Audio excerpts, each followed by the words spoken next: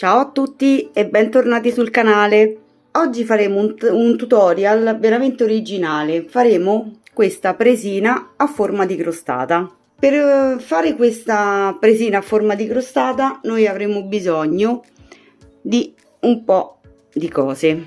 Quindi avremo bisogno di 3 pezzi di stoffa uguali, dello stesso tono, 17x17. Poi avremo bisogno di un cerchio di 15 cm,5 di una stoffa che funga da marmellata. Potete usare anche queste qui stampate con i mirtilli, con le more, oppure un tinta unita o un tipo un tessuto macchiato. Se vedete, anche questa qui è leggermente macchiata. Poi avremo bisogno di un altro cerchio di 12,5 cm da riprodurre sulla carta da forno, come ho fatto io qui. Poi avremo bisogno di un pezzettino di stoffa sempre uguale a questa, di 4x7 cm. Poi avremo bisogno della stessa identica stoffa, di una striscia lunga di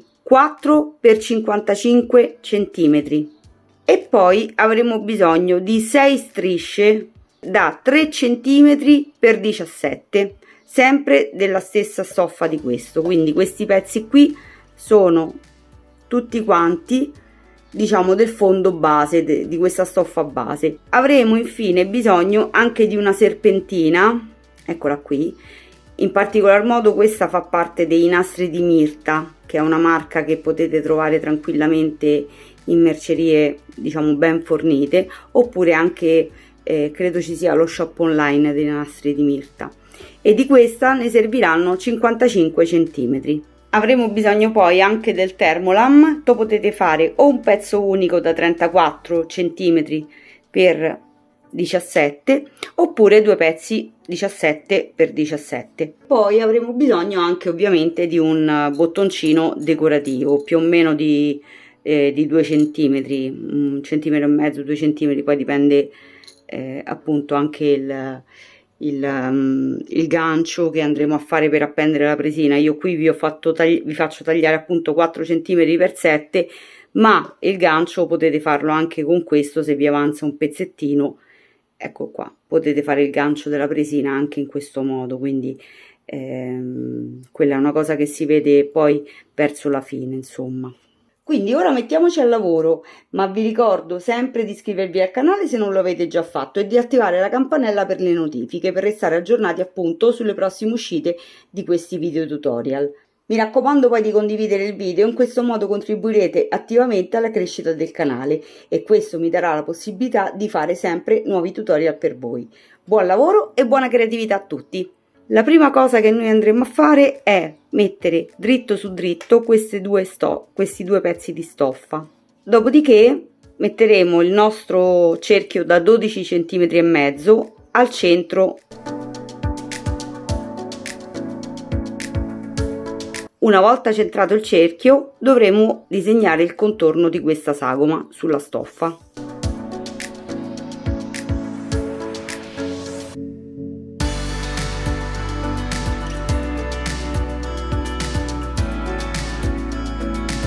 Adesso andremo a cucire tutto quanto il cerchio, non lasceremo nessuna apertura, quindi cuciremo tutto quanto il cerchio sopra proprio al segno che noi abbiamo fatto con la penna.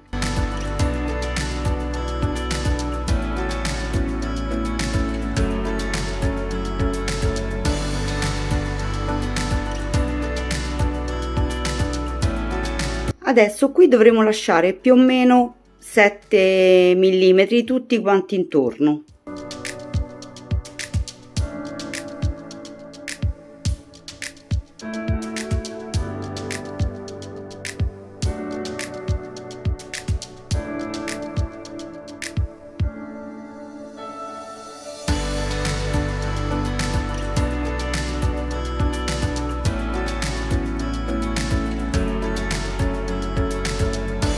Come potete vedere ho stirato il lavoro che abbiamo fatto fino adesso. Mi raccomando sempre di, in questi casi, di stirare, primo perché comunque la stiratura rifinisce di molto il lavoro che state facendo e poi lo arricchisce. Questa qui la mettiamo da parte. Adesso, visto che abbiamo appunto acceso il ferro da stiro, noi faremo tutte quante queste striscette.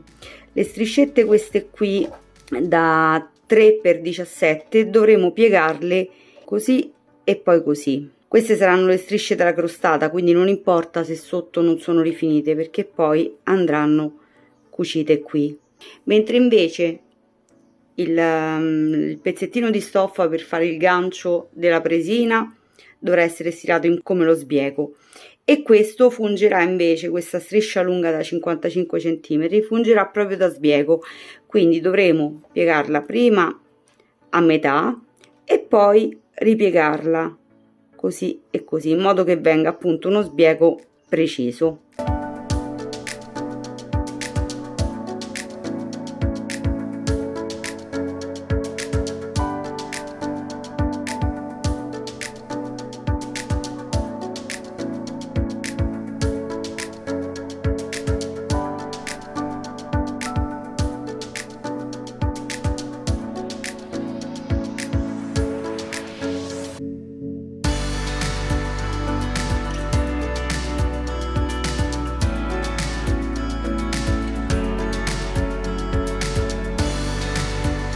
Allora, ed ecco qui noi abbiamo queste le 6 striscette che abbiamo piegato i pezzi, quelli da 3 cm per 17.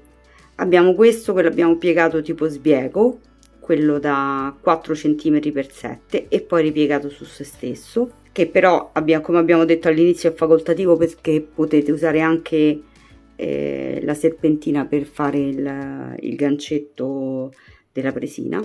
E poi abbiamo lo sbiego che ci servirà appunto per fare tutto il contorno della presina, quello da 55 cm per 4, e l'abbiamo appunto piegato così come lo sbiego. Adesso mettiamo da parte tutte queste cose qui, lasciamo soltanto questi 6 che ci serviranno appunto con la stoffa colorata. Allora, qui noi avremo bisogno del gesso. Io ho questa penna qui, ma si può usare tranquillamente anche il gesso normale.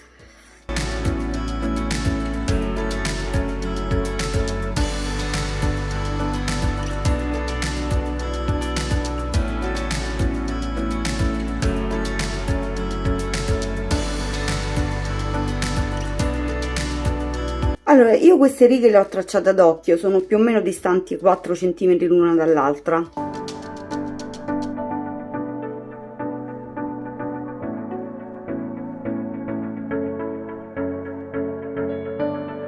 La distanza qui alla fine poi tra una striscetta e l'altra sono 3 cm più o meno, 3 cm, 3 cm e mezzo, insomma. Quindi adesso andrò a cucire queste striscette, farò una cucitura così, così, e poi torno indietro e mi fermo qui. Prima però posiziono il mio cerchio, quindi le cuciture di queste striscette che io andrò a fare prenderanno anche il Thermolan.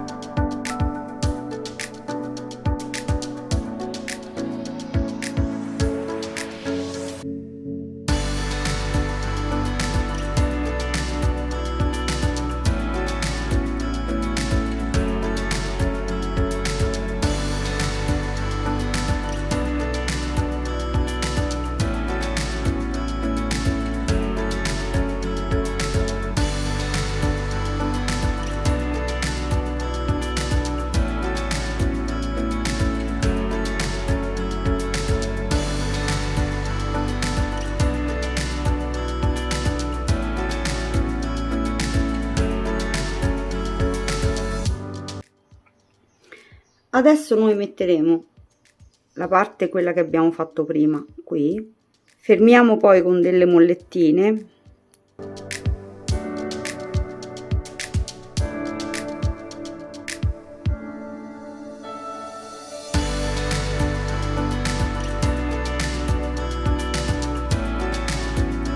Adesso noi cuciremo tutto quanto intorno qui a pochi millimetri dal bordo, come potete vedere, eccola qua, quindi parliamo proprio di 1-2 millimetri dal bordo,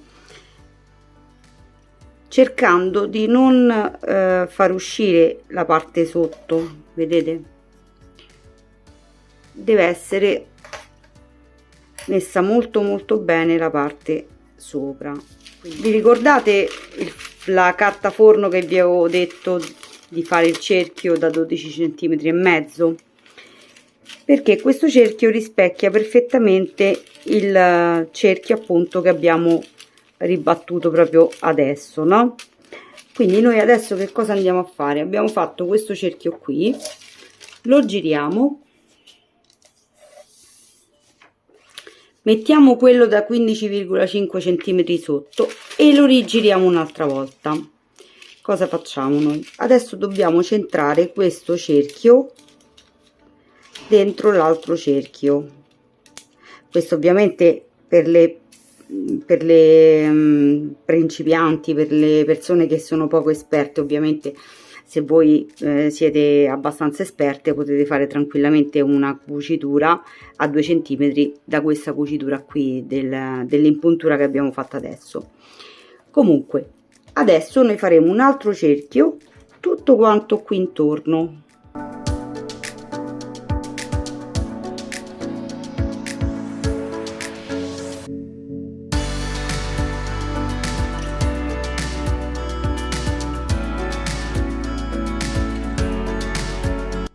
Quindi adesso noi andiamo a cucire qui al cerchio quello esterno, non quello interno.